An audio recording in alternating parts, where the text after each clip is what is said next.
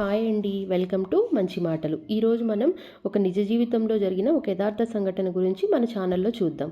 ఒక ఊర్లో ఒక అమ్మాయి, అబ్బాయి ప్రేమించుకుంటూ ఉన్నారు. వాళ్ళిద్దరూ బాగా జాబ్‌లో సెటిల్ అయ్యాక పెద్దవాళ్ళని ఒప్పించి పెళ్లి చేసుకున్నారు. ఇద్దరూ జాబ్స్ చేసుకుంటూ చాలా హ్యాపీగా ఉన్నారు. కొన్ని రోజుల తర్వాత ఆ అమ్మాయికి ఒక అబ్బాయి పుడతాడు.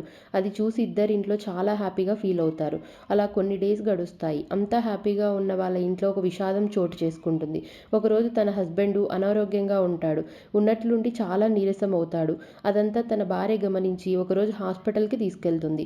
డాక్టర్స్ అన్ని టెస్టులు చేసి తనకి బ్లడ్ క్యాన్సర్ అని చెప్తారు. అది తెలిసిన తన భార్య చాలా బాధపడుతుంది. ఏడుపుని అసలు ఆపుకోలేకపోతుంది.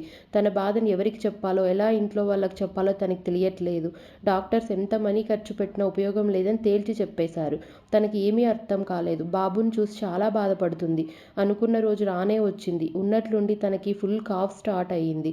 బ్లడ్ కారడం స్టార్ట్ అయ్యింది. హాస్పిటల్‌కి తీసుకెళ్ళినా ఉపయోగం లేకుండా పోయింది. తన హస్బెండ్ చనిపోతాడు. అందరూ చాలా అంటే చాలా ఏడుస్తారు. అప్పుడు తన భార్య ఒకటి నిర్ణయించుకుంటుంది. ఎలాగైనా నేను ధైర్యంగా ఉండాలి. నా బాబుకి అన్నీ నేనే జాగ్రత్తగా పెంచాలి. నాన్న లేని లోటు తెలియకుండా పెంచాలి. అంటే ఫస్ట్ నేను ధైర్యంగా ఉండాలి అని అనుకుంటుంది. అదే ధైర్యంతో అన్నీ తానే అయ్యి బాగా చూసుకుంటుంది. అతను బాగా చదివి మంచి ప్రయోజకుడవుతాడు.